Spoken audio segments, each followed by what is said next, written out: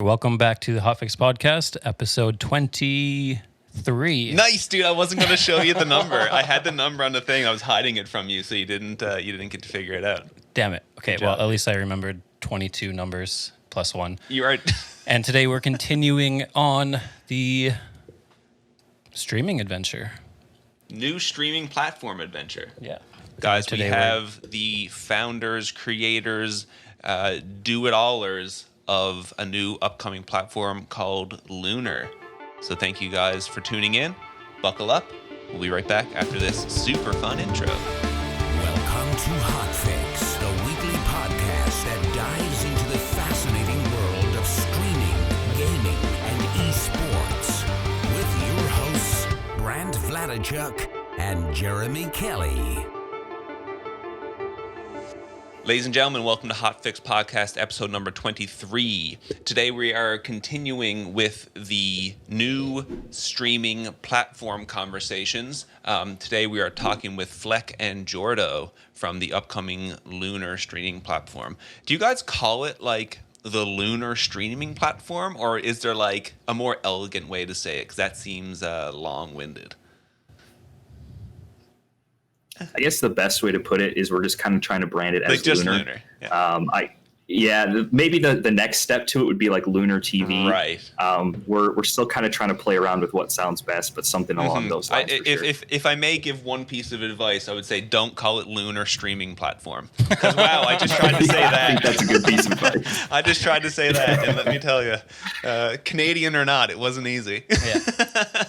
And I also appreciate the NASA hoodie. It's very on brand. It is very on brand. Yeah. I felt like it's fit in well. Guys, before we get going, do you guys want to introduce yourselves? Fleck, maybe you can go first, and we'll just kind of go from there. Just a little who you are, where you're from, why the hell people are listening. Absolutely. So as they kind of had mentioned, my name is Fleck. My real name is Luke. Fleck is just kind of my online persona, if you will. Technology has always fascinated me. I've been streaming for... Jordan helped me out 3.5 years, approaching 4. Pretty close, yeah. Okay, yeah. I can't even keep track anymore. And I received a lot of growth, but I feel like everybody in this industry kind of hit a plateau. And so that's kind of like where I came from and why my desire is here. I have a background in cyber operations, which is a mix between computer programming with some cybersecurity, networking, that whole thing into it. My real passion is software development, much like what we're doing with Lunr. So that's where my passion comes from. Nice. Jordo? So my name is Jordan. Not really that far off from Jordo. Kind of just a childhood name that stuck with me through the years. So not really out there like Fleck for Luke, but I just go by Jordo in our Discord channel. Most people just say Jordo or Jordan, but either one's fine. Similar to Luke, we went to the same college, both got our degrees in cyber operations, so I also have that mix of security as well as the programming side of things. But like Luke, my passion is not with networking. I hate it with every ounce of my being, and so I tend to lean towards the software development side of things as well, which is why I asked Luke to embark on this journey with me in creating a new streaming platform. Well, it's an absolute pleasure to meet you guys. And first of all, as we said before we started recording, just thank you guys so much for taking the time to speak with us about this. It's very exciting. There's a lot of exciting things just going on in the streaming world itself, and seeing. I don't know if an upstart is the right thing to call it, but a new. A startup? Upstart, dude. Again, that's why I said I don't know if it's the right thing to call it. I don't know shit about shit. You guys know this by now. A startup is an appropriate term. Okay, yeah. So it's exciting to see startups just kind of trying to, just kind of change the game a little bit, or maybe at least, if nothing else, challenge the powers that be to make the changes that need to happen. Because as you said, Luke, there's things within the streaming realm that make it near impossible for someone who doesn't come from some kind of background that would give them a sense of or some kind of notoriety So it's exciting to see new platforms doing something to try to combat that, because I feel like at its root, streamers are most frustrated with the inability to find new viewers. Like, if someone comes to your stream and then they leave because they don't like it, that's fine. Like, that's okay. That person didn't like my stream, fair enough. But if someone comes to my, but if that person never finds my stream to even get to decide whether they like it or not, that's like where the major issue is. So that's where we get excited with the idea of these new startups coming in. So to get started, do you guys want to kind of just talk about like what is Lunr? Like, if someone were to, like, you guys meet people in the street or wherever it may be, or friends, and you're like, yeah, we're starting a platform called Lunr. What is it? Do one of you guys want to take that one? Sure. So if someone came up to the street and asked me, what is Lunr? This would pretty much be my cookie cutter description of it. It's an upcoming streaming platform that focuses on helping new streamers grow their streams and helping them find new viewers, build their communities, into potentially giving them a chance to make streaming their full-time income earning source. That's probably the best cookie cutter description I could give. So at its root, the idea of Lunr is to support small streamers, to give them a platform to build their community from the ground up, right? Are Correct. you guys able to talk about like why Lunr? Like, why is Lunr the thing that people should take their chance on, and and spend the time to build their community in the 6 months or the year, whatever, or the years to come, or whatever it may be? Why should they choose Lunr as, like, how does Lunr do it different enough to make it worth trying out Lunr over anything else? So one thing that I always kind of like to talk about is this idea that Twitch has stayed stagnant for a long time. I remember when I first started out on Twitch, very little has changed, which is okay, right? That they're obviously doing something right. They have a massive following, one of the best streaming platforms out there. So they're doing things right. But the thing that I kind of have noticed is there's a lack of growth. They're not adding really any new features. They're not innovating by any means. Amazon is a company known for innovation. And now that they are taking over Twitch, it's a little sad to see that we're not really seeing a whole ton of innovation. So that's kind of that's why I say choose Lunr, right? It's this idea that we're going to constantly innovate. And that's kind of, it fits into our brand. So you're going to kind of start to see as you chat with us that our branding means a lot to us. Kind of why we're the NASA hoodie today. There's actually meaning behind why we chose it. And it's not just like, yeah, it sounds cool. And one of the things that stands out is that, right, the 60s is when we launched to the moon. That was something that no one ever thought was a reality. It was like, oh, you're actually going to put people on the moon? That's not going to happen. But people did it. And ever since then, we've innovated. Soon, I predict we're going to go to Mars and everything like this. So there's a lot of innovation happening in that realm. So that kind of ties in with our brand, is constant innovation, constant change, hearing what the community has to say on things and implementing those ideas is kind of my description of why you should choose Lunr. Jordan, do you have anything to add to that? To kind of go along with what Luke said, we have some features that will kind of keep close to the chest, which will severely increase chances of new streamers or streamers with smaller communities that are looking to grow, give them that opportunity. But for now, we're going to keep it close to the chest because it's what we think will really separate Lunr from So you have some things in the barrel that you're ready to fire, but you're just it's a to be revealed hype reel type thing. That's coming. Yep. Do you guys have any just as a little segue into that, do you guys have any time frames as far as when you plan to reveal the major the major features, I suppose? I know you guys have, like, we in 2 episodes ago when we initially spoke about you guys, we brought up like kind of your roadmap kind of thing. But do you guys have any idea for when can someone listens to this and they're like, okay, I need to follow these guys, knowing that around this time is when we get to see, wow, this is why Lunr is so different, or this is the feature they have that no one else has? Do you guys have a timeline for that? That's a great question. I know, kind of based on our roadmap, we are kind of looking at an early 2021, not a full launch. Yeah. By no means is that a full launch, and I want to make that clear. But we're kind of shooting for that early Q1, Q2 of 2021 to really kind of set in stone a lot of our ideas and start to build the foundation of them, so that we can actually go to people and be like, this is actually what we have working. But here's where we plan to go with it, right? So it's going to be kind of a proof of concept, early access. We might have a couple streamers here and there, charity streams, things like that, to kind of get the name out there and show off those features. Nice.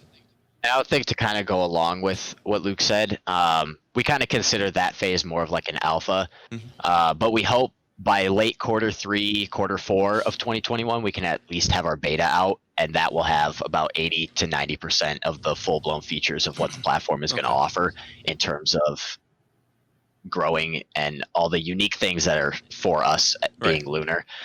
We hope to have it near the end of Q3, Q4 time frame if 2021 is kind of what we're shooting for. Right. So, I mean, a perfect scenario, everything goes great. This time next year, we're probably into a situation where people can really start to, sink their teeth into what Lunr is and, start to get excited and kind of maybe even start to think about making the decision like, okay, do I leave Twitch or do I leave YouTube? Do I leave Facebook, whatever it may be, and give Lunr a shot? That's fair. Yep, awesome. Exactly. How big is your team? Like, is it just you guys? Like, are you guys doing everything on your own? At the current point, yeah. And I know your Discord is like fairly active. Do you guys have like community members that are helping you guys out here and there, or like what's the situation?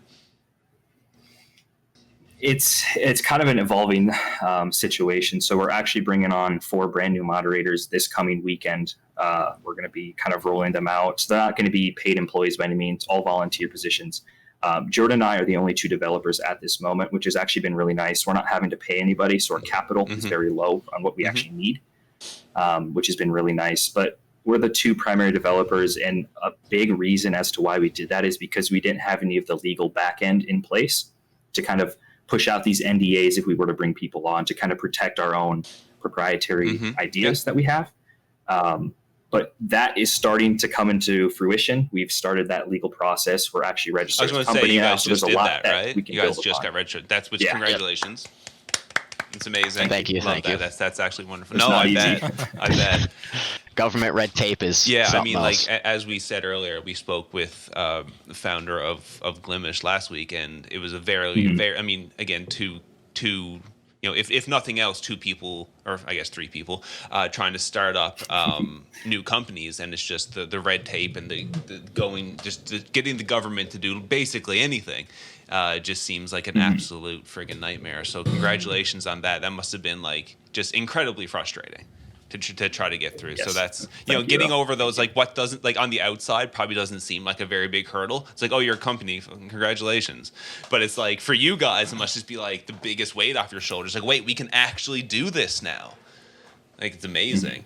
I am going to kick it over to Brant in just a second to talk about the tech stuff that I clearly can't even pronounce. So, but just to continue on, more so your path forward and the ideas that you guys have. What's like what are some of your short-term goals, like starting from now till say Q1 2021? What's like, if let's say everything goes according to plan, what is it that you guys think you can accomplish, and then what are some of your biggest hurdles that or some of the things that you're hoping to really be able to knock the door down on? I'll take this one. So I would say our short-term goals right now are, now that we have some of the business stuff set in place, we're finally registered as a company, we can finally get back to development work. So that's kind of been taking up a lot of our time for the past few weeks, getting the whole business side of things set in stone. Now we're actually able to go back and do some more development stuff to be able to get our minimum viable product made so that we can take it to investors and be like, hey, this is a rough idea of where we want to take this. And then that's when we can go to investors. Now that we have all their business stuff set in place, we have our minimum viable product. That way we can go to them and they can see kind of what we're about, and then we can kind of sell ourselves to them. To the layman, which definitely isn't me. Can you explain a minimum viable product? So basically what it boils down to is what is the minimum amount of stuff a streaming site needs in order to work. So when you think about Twitch, if I'm going to stream to Twitch, what has to be set in place? I have to be able to stream, obviously. I need to be able to create an account, follow people, subscribe to people, are like the main functions of what a streaming site needs in order to be called a streaming site.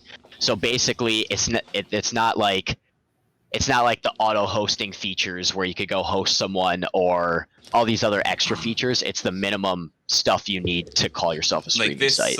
A great Sorry, example. go ahead. No, go ahead.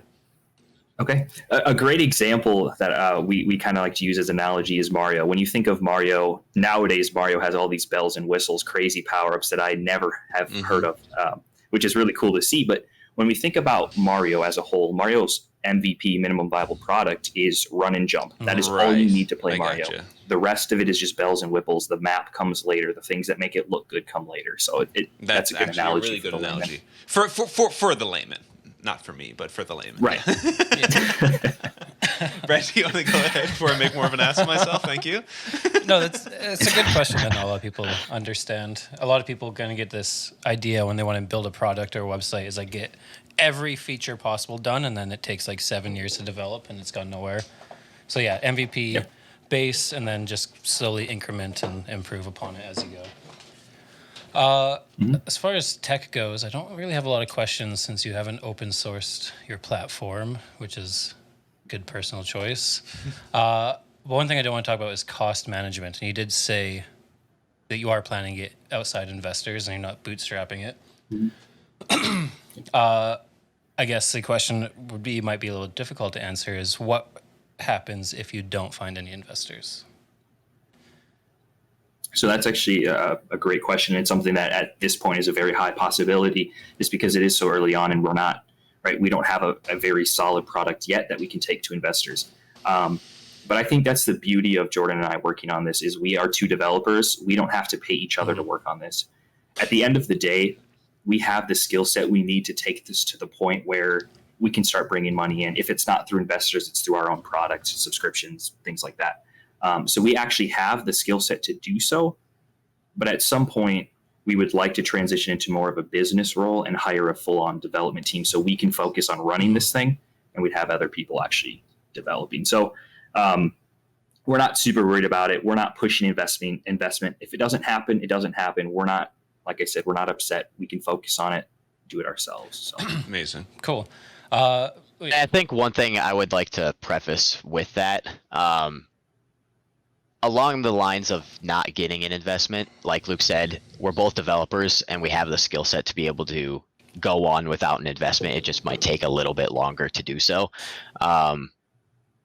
But we definitely would need to, when it comes to not investment, we'd probably have to put some money together to get a front end done for that side of things. And then Luke and I could take care of the back end when it comes to like user management and all the background stuff. But we would probably have to hire and pay for some front end work to be done. Cool. And as far as, so earlier in the episode, you mentioned that the goal is to empower small streamers to build a career off of streaming off of Lunr. So I imagine there's going to be some form of monetization for streamers. Is that a feature you're able to talk about, whether it's just like an idea at this point? Like how could I, who has 69 followers on Twitch, start making money? Yeah. So this is kind of a threefold question, and it gets kind of complex, but I think that's a good thing because it needs to be changed with how the current industry is run. I know there's a lot of people out there, and some people might disagree with this, and that's totally okay. This is just one idea. It's not set in stone. Pre-roll ads make it very, very difficult to find people on Twitch. It's very, very challenging to kind of browse through different channels. So while, yes, ads are incredibly important for the platform's sustainability, we're going to approach that in a completely different way that has never been done before, at least that we're aware of.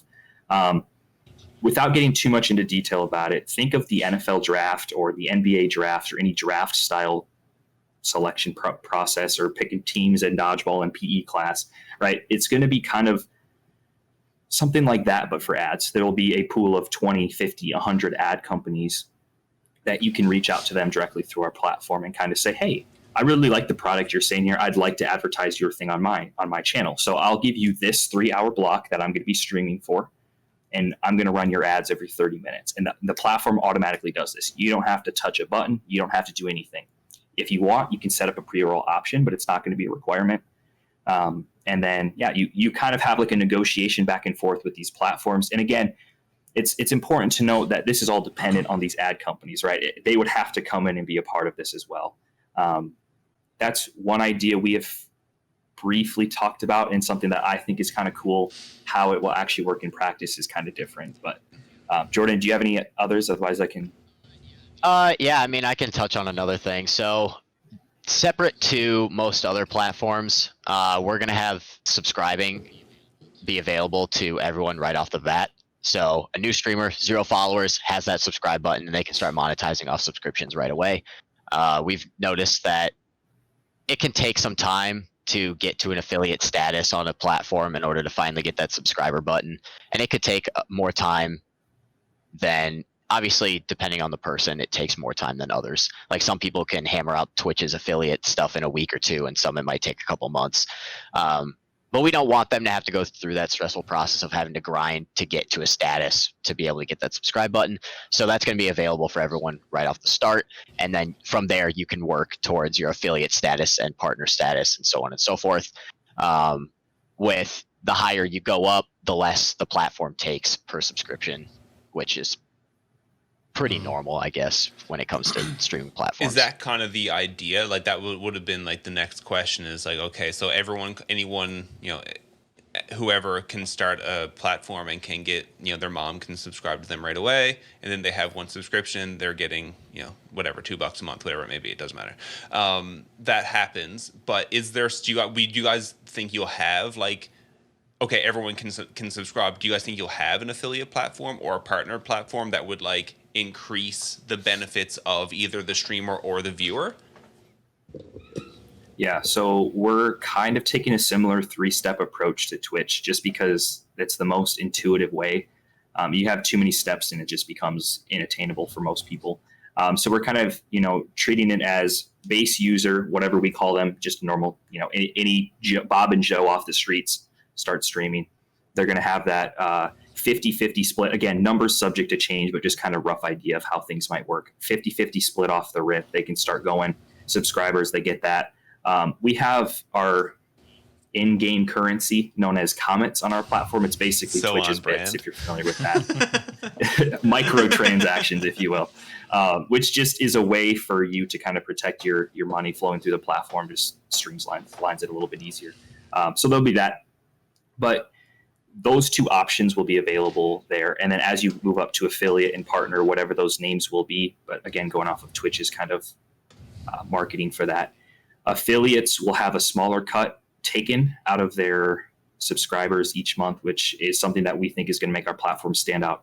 It's not going to be 50-50 like Twitch. We're not here to make a profit. Jordan and I, obviously we have to make money for the platform to be sustainable, but we want to give back to our streamers and make it their platform as much as we want it to be. So, and then obviously as you go up to partner, there's going to be more benefits, and not just in terms of monetary value, there's going to be some tech side of things as well. So whether the bitrate cap increases so you can stream at higher quality, this might get into too much, and maybe this is a question later on, but like squad streaming becomes available at affiliates and things like that. So there's definitely a reason to grow, and that's important because I think the reason Twitch has their no subscription until affiliate is actually a brilliant marketing move. It keeps people streaming on their platform because it's a whole psychology mindset that I want that. I want to achieve that. So I'm going to work my butt off to get there. And that's a brilliant marketing strategy, but there's ways around it that benefit both parties, not just one. Yeah. So yeah, there's been 1,000 videos. We definitely wouldn't be the first to talk about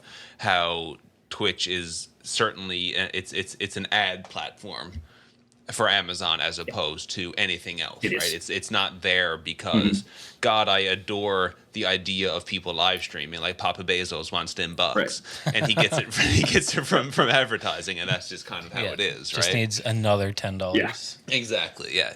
Exactly. Yep. You want to hit that one?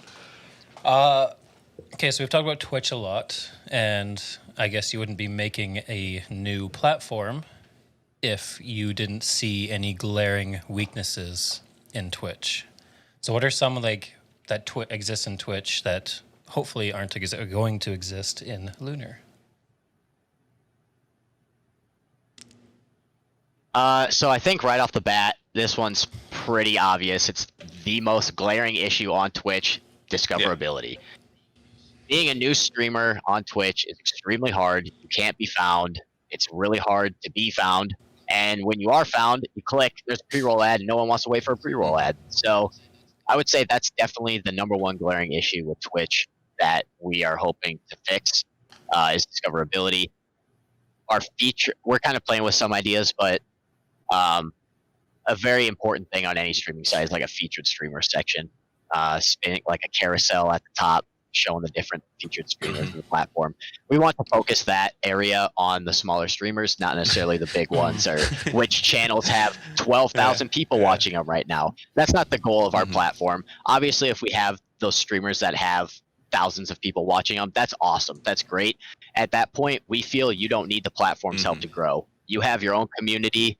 They're loyal to you most likely, and they're going to watch you stream no matter what. You don't need our help advertising for yourself. So that's kind of our approach to that. No, that's when it comes to discoverability. 100%. It's so. I just like I'm sorry for laughing. I just like I think of any time I log onto Twitch and I'm just like, oh, Summit 1G is on the front page. He definitely needs that. He already has 80,000 people watching him. Like I guess, dude. Which is just that's the only reason I laugh. And Mixer did the same thing. Yeah. It's like the featured streamers at the top were the partners, the big ones, and when you scroll down to the bottom of the homepage, it'd be like, oh, up and comers. Yeah. Like this tiny section with tiny thumbnails. Yeah, it's a very odd choice for sure. So I think that'd be actually very interesting. Like the homepage carousel would have like the 0 to 1 viewer streamer on there. It'd be very interesting. Yeah, the way that we're kind of playing with it right now is we'll say there's like 10 streams spinning through the carousel. We're kind of playing with numbers still. Obviously, all of it's subject to change, but we'd probably have like 1 or 2 of the 10 that have like anywhere from like 500 to 1,000 viewers. About 3 to 4, depending on whatever number we choose for the 500 to 1,000 would be 100 to 500, and then at least half of the carousel would be under 100 viewers. And at that point, it would probably just be like some form of drawing. It hard to kind of say how we'll go about actually implementing that so that some people aren't getting more exposure than others. But that's sort of an idea we're playing with when it comes to the featured carousel. If we even do a carousel of, I mean, it'll probably be some form of carousel. But something along those lines. No, for sure. Yeah. Something along those lines. Yeah. And that's just one discoverability thing that we're talking about and probably going to implement something similar to that.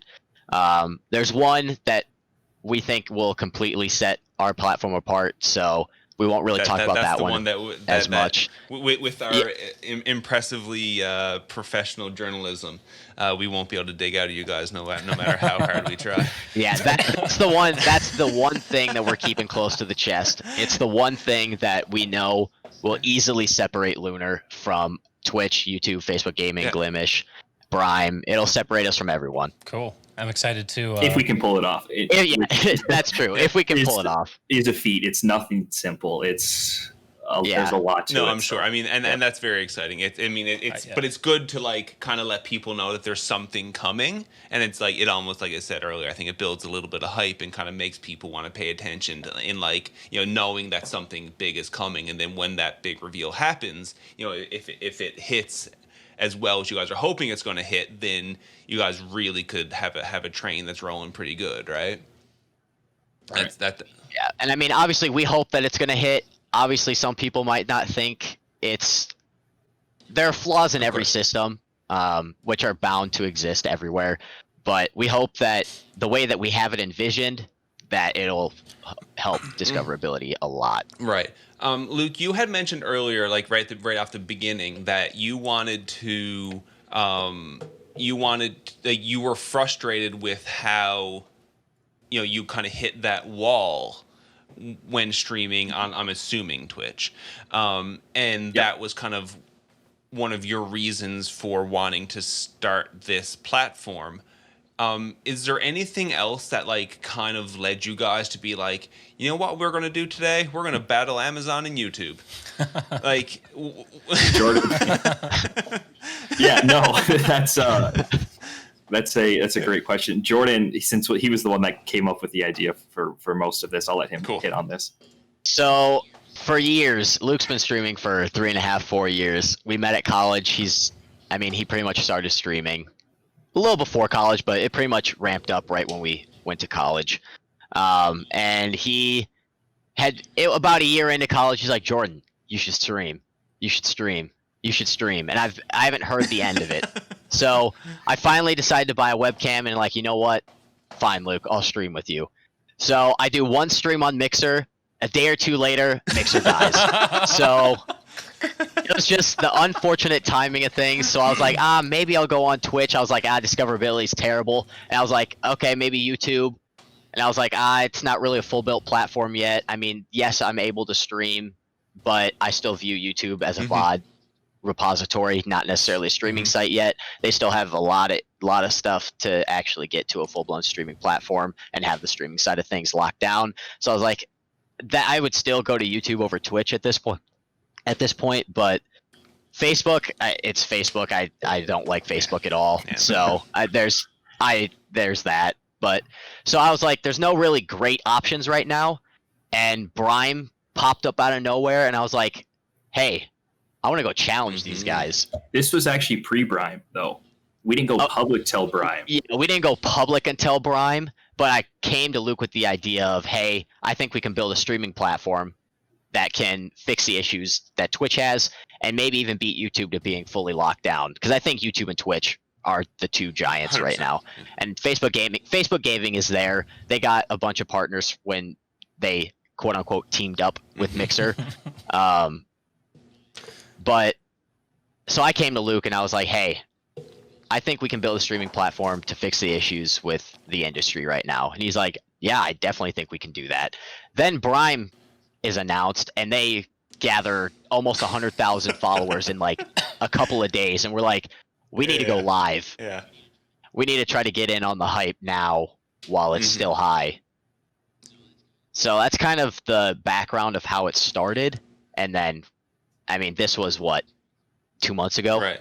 Yeah. So it's funny you bring up the fact that a day after you start streaming, Mixer shuts down. And ever since, it's been this ongoing kind of inside joke within our Discord community that Jordan just has this obscene power that he just crashes everything he joins. And so whenever we see his name pop up in Discord, we're like, are we okay? Is the server still okay?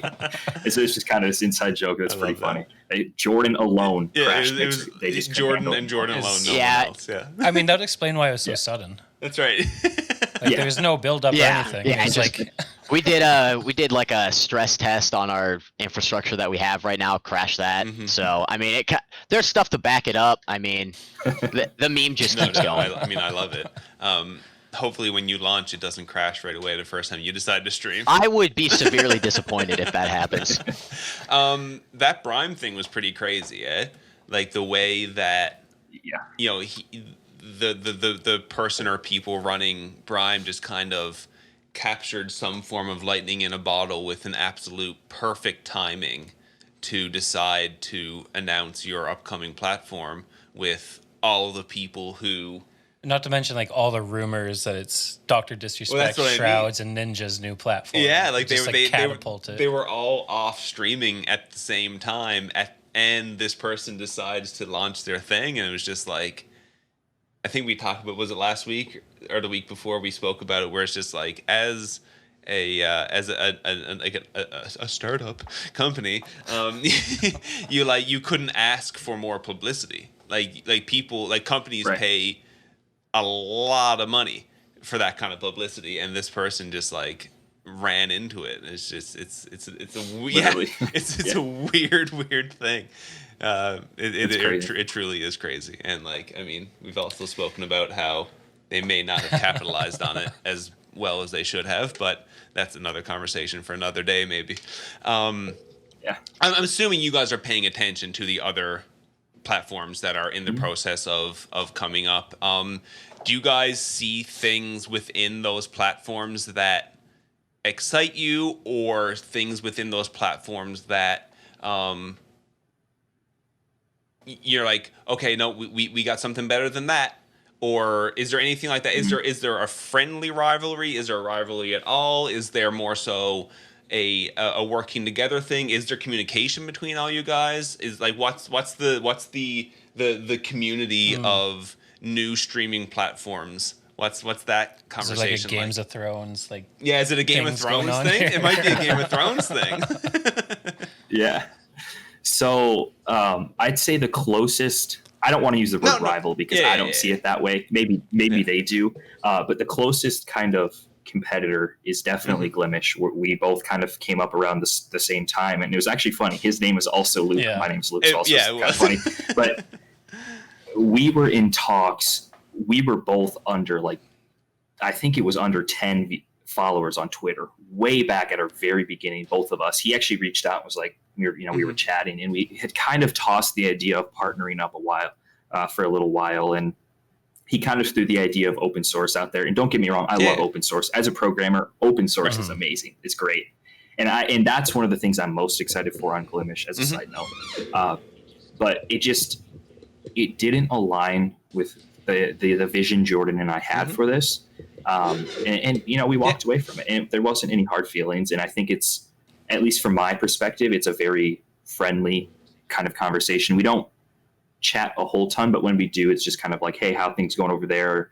What's up with your business process? How are things going on with that? I absolutely love what they're doing over there. They're doing some brilliant things. Open source streaming platform, never been done before. So that's super that's what cool. Originally attracted me to Glimish, because I'm also an engineer as my day job. So that prospect is cool.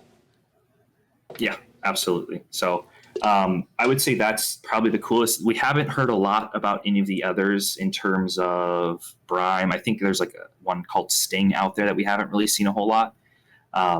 So it'll be interesting to see. And I think we were talking about this last night in our Discord, and I think this right now, the next month, 2 months, 3 months is really a prime opportunity for all of us startups to see who's going to stick around. I call it the honeymoon phase. The past 2 months, because of the Brime hype and the shutdown of Mixer, has been an absolute honeymoon phase for everyone. Everyone's like, okay, we got this hype. We're going to make a platform. Now what? Who's going to last, right? So yeah, I mean, I guess, as a streamer and someone who does pay attention to a lot of what's going on within that industry, there's not I'm not entirely sure that the rate of new viewership to live streaming is such that there's room for 10 successful streaming platforms. In 5 years, maybe, for sure. You're right. If it keeps because I know it is growing, it's becoming more popular. As we stand right now, like you said, in the summer of 2020, I'm not entirely sure there's the viewership for that many streaming platforms. So I guess it's exciting to see what people will do, because it can't be okay, we're Mixer is just the best example, isn't it? It's we're literally just another streaming platform, but we have FTL and designs that show up on our over the screen when you do things. That can't be all. Clear and as good as some of those features were, and FTL is a great. It's awesome. It's phenomenal. I adore it, absolutely. But clearly, okay, that's not enough to bring everyone over. So there has to be something that's more than just one feature. It has to you almost have to redefine it, don't you? There needs to be a lot of innovation in streaming platforms, and that's why having a lot of platforms pop up is going to breed a lot of competition, and that's what's going to breed in blah blah blah blah. That's what's going to breed innovation. Absolutely. So, because now Twitch is pretty much running unopposed. Trovo, Trovo just ripped off Twitch top to bottom, anyways. So. Yeah. But I don't know the actual numbers, but I'm assuming between Twitch and YouTube, they have 90-something%. I'd say they probably have 80, 85, maybe even 90% market share. between the two of them. Facebook maybe has 10%, Right. maybe. But I think that's where Mixer really did struggle and fail, is when they pull Ninja. I mean, that in and of itself is a huge step to starting the war between the streaming platforms. That was a huge thing that they did not capitalize on. They didn't innovate the platform at all. I mean, yes, they had FTL, which is amazing, and it's an awesome feature to have, but just that alone isn't enough to pull more streamers. I mean, they found that out. They also got Shroud, Ewok. I mean, getting all the big streamers and paying those streamers lots of money when you don't have enough people coming to the platform to be able to sustain what you just paid them is an issue. So when you bring FTL to the table, it's like, okay, awesome, that's a great feature. What else did you do? And when I see something fly across the screen, I was like, I mean, it's cool, I guess, but that doesn't make me want to stay here and watch. That doesn't make me want to come to Mixer over Twitch. I need some features, new features for a streaming platform. And I think that's where Mixer's downfall really happened at the start. They paid a lot of money for streamers and didn't have enough uniqueness to separate themselves from Twitch. Like if they had bought Ninja and Shroud and then had, you know, the like we said earlier, the gun, the bullet in the chamber kind of thing, and then they were like, okay, not only do we have Ninja and Shroud, and now we're getting, you know, tens of thousands of new viewers for that week or that month or whatever it may be. Also, this new feature completely changed what live streaming is. Then you might be in a conversation where, you know, Mixer is maybe the biggest streaming platform in the world right now. Well, they did have Mixplay as well, which was criminally underused with what you could do. I don't even know what Mixplay is. In layman's terms, you could just like set your stream up to do whatever you want. You could have people, your viewers, control your game with a controller. Oh, that okay, yeah. Program buttons to do whatever you want. There's a lot of cool things you could do with that, but like they didn't capitalize on that at all. It's almost like having a quote unquote like open source thing on your stream to program whatever you want into your stream. Right, I got you. I understand. It was really cool, but nobody did anything with it because it was the documentation was not good. Yeah, it's just hard to use. They just didn't flip it enough to, or really change things enough to be like this. Because like again, I wasn't a Mixer user, and I only went over there to watch. Like I watched Shroud when he first went over there just to be like, what the hell is all this? And then Brent streamed there, so I watched like his streams, and it's like other than that, it was like this looks literally exactly like Twitch, but it's just like when Brent goes offline, I have nowhere else to go because I'm not going to go find new I don't know where to go to even find new streamers that I want to see. But on Twitch, I follow 50 people that I love seeing, and they're all online. So like, I don't know. I'm just going to go do that, I guess. The thing that, and this is so small, but the thing that drew it away for me was mobile. When every app out there, when you large scale a video, it goes a certain direction. But Mixer, when you large scale their video, it went the other way. I'm like, it was the craziest thing. Like, I don't know why, but that alone, I refuse to watch mobile streams because of that. And it's just like, why? Like, innovation is good, but when you completely change the standard, it's the wrong. There's right and wrong types of innovation, isn't there? Yes. I was very surprised to learn how much of my community watches on mobile. Like, I don't know if I've ever watched a stream on mobile unless I was like super invested in something and I had to like go to the bathroom. I can't stand watching streams on mobile. But apparently, like if I look at my like analytics and stuff, I have like a pile of people that watch on mobile, and I'm just like, it's just very surprising. So like that's something that I never even really think about. Is like you have to, like, I'm assuming you guys are designing your platform. Like now is a question is like you guys are designing your platform for console, television, like monitor and OS, right, or mobile, right? That's like kind of that is all the different viewing options. So that'll all be there for sure. And we mentioned FTL. Is that something you guys are considering or looking at, or is it a possibility? If we could manage to get it to work, definitely. Yeah. But the capability of pulling that off takes lots and lots of money that we're not sure we're going to have at the time. Microsoft, loaded. They have the money, they have the infrastructure, they have the workers to build something like that and get that done. Personally, I don't think we're going to have that anytime soon. But if we get to a point one day where we can incorporate that, I think that would be a huge step. The only way I could see it happening is if we use someone who's already done it, right? There are a couple platforms out there that offer similar latency that FTL offered. And I could be wrong on this, but I think you can actually get your hands on Mixer's FTL. But we don't want to grow that route because then we're just no different than Mixer. We want to make everything, I shouldn't say everything, we want to make most things in-house. And that's where kind of that money comes in, where there's a lot that goes into creating your own protocol that allows that near instantaneous speed. So it's 100% on our mind, and it fits brilliantly into the space theme. But it does, right now, that's not our main priority. Why did you guys decide to not go open source? Like you had mentioned earlier that there's you had spoken with Luke at Glimish, and you understand they're doing an open source thing, but it wasn't your that doesn't fit into your narrative or what you guys are trying to do. So why is open source not the way you would like to go? That's a tough question. I don't want to talk poorly on open source because there's a lot of pros, but I as an individual who likes to be proud of what I work on, open source is kind of a double-edged sword. There's a lot of really cool things you can do with it, and the amount of growth that happens because you have other developers that you're not paying working on it is brilliant. It's a great concept. The fear that I have is that some high up at Amazon comes in, reads all of our source code, copy, paste, change it to fit, they walk away. There's nothing to stop that.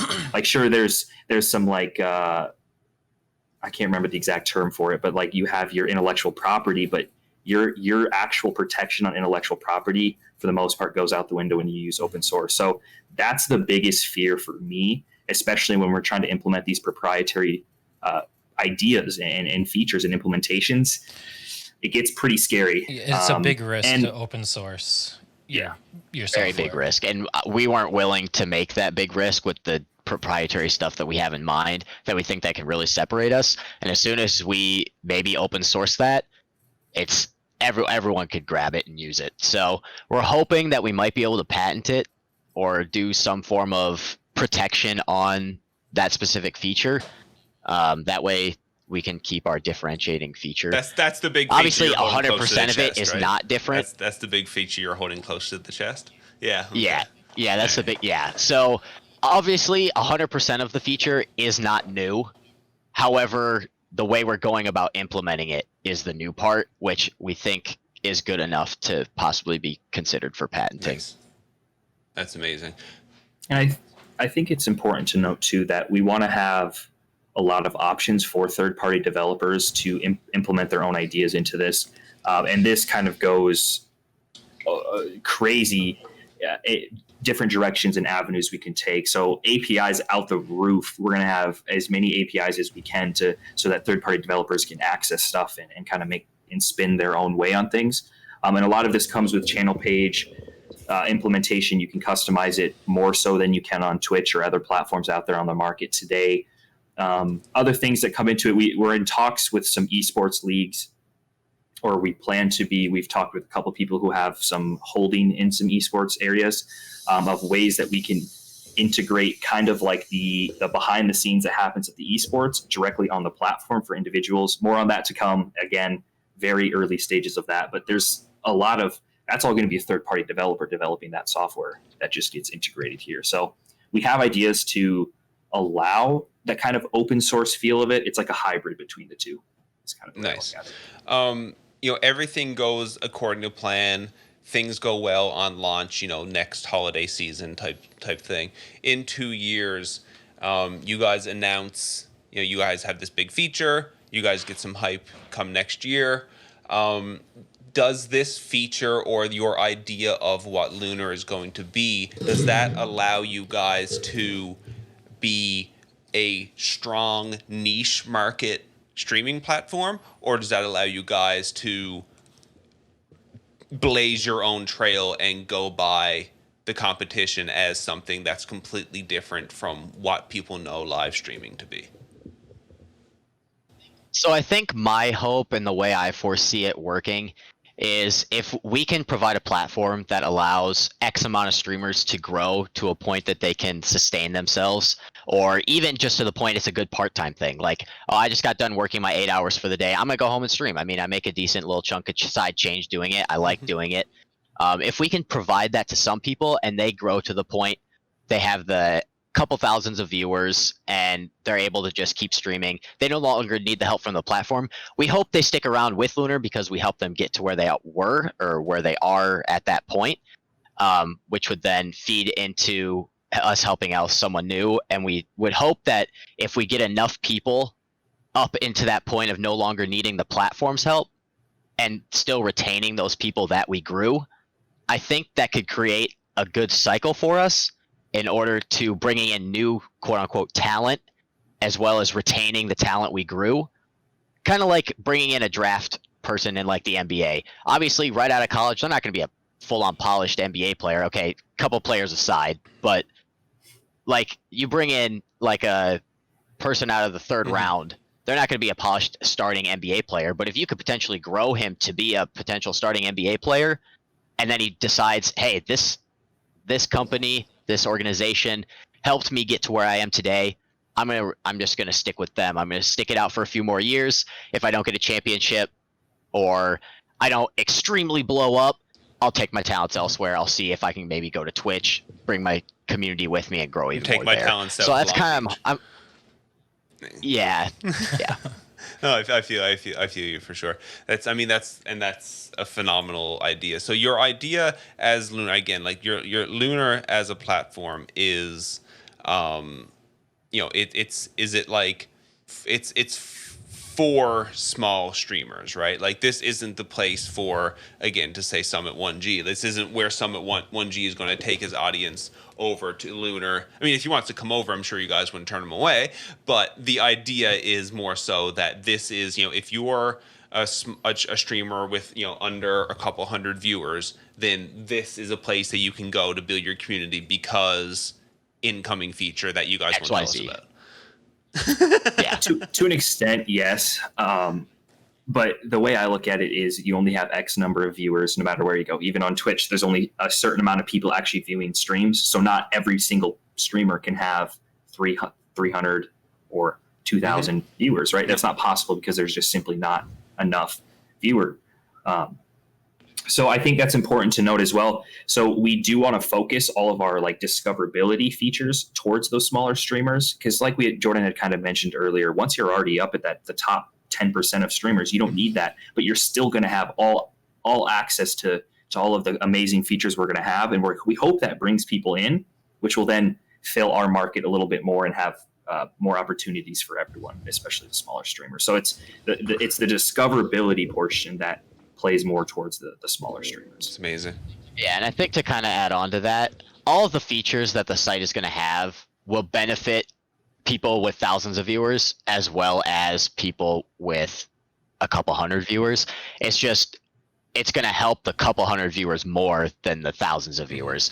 Like the thousands of, like Summit 1G comes over, for example, since we're using him.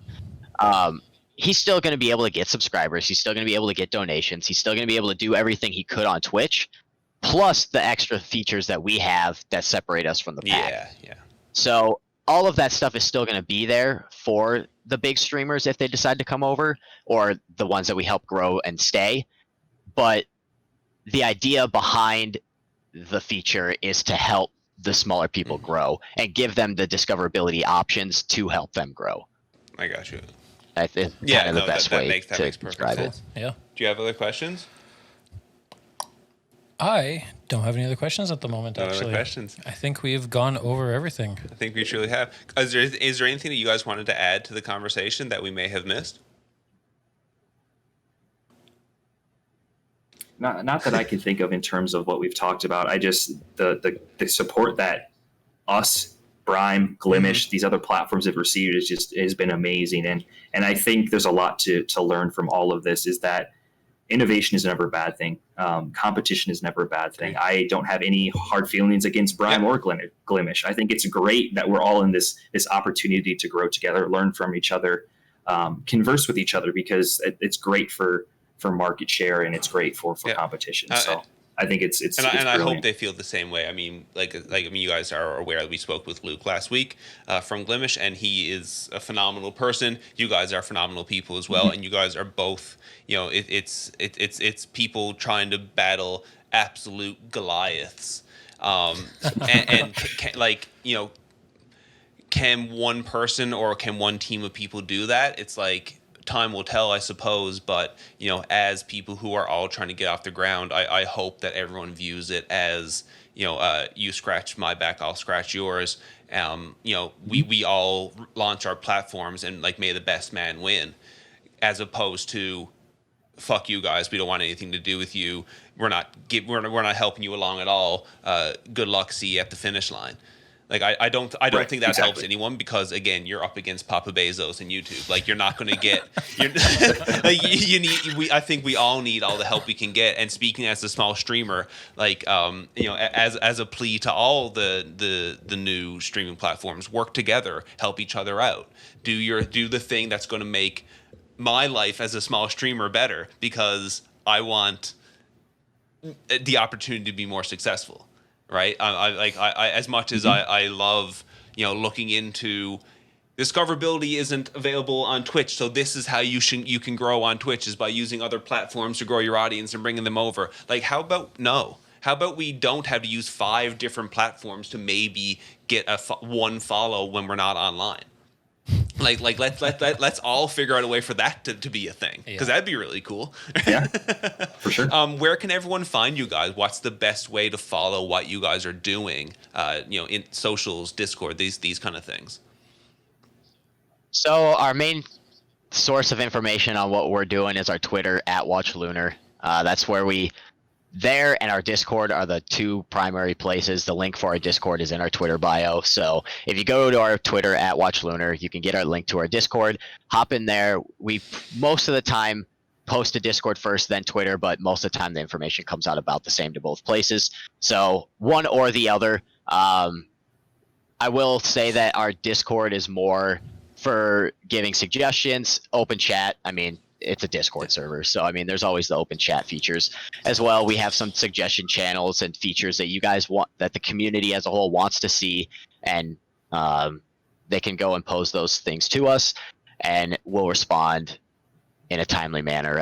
We're busy, so we always try to peek in at least once a day, see what people, if anyone has any suggestions on, or if we have anything to push out, announcements, that kind of stuff. That all gets done Discord definitely as well. Since I've joined you guys, the Discord there, you guys have an active community for sure, right? There's people who are very excited about what you guys have coming, and if you can get that many people excited, then everything leads me to believe that as things progress, you will be able to get more people excited, and I absolutely cannot wait to see what you guys do in the future. Thank you. Thank you. Yeah. Awesome. All right, guys. Great. Thank you guys so much for tuning into episode number 23 of the Hotfix Podcast. If you guys did enjoy it, all the links to Lunr socials will be below in the YouTube video. Consider liking and subscribing. If you guys are listening to the audio versions, maybe consider following or liking the pages as well. We post every single Monday. We hope you guys did enjoy. Jordan, Luke, thank you guys so much for taking the time to speak with us. It was an absolute pleasure. You guys definitely done the job of getting me more excited. I think you've done the job of getting Brant more excited as well. And we look forward to what you guys have coming up. Thank you guys again so much. Absolute pleasure. Thanks, Take guys. care, guys. Bye-bye. Bye-bye. You as well.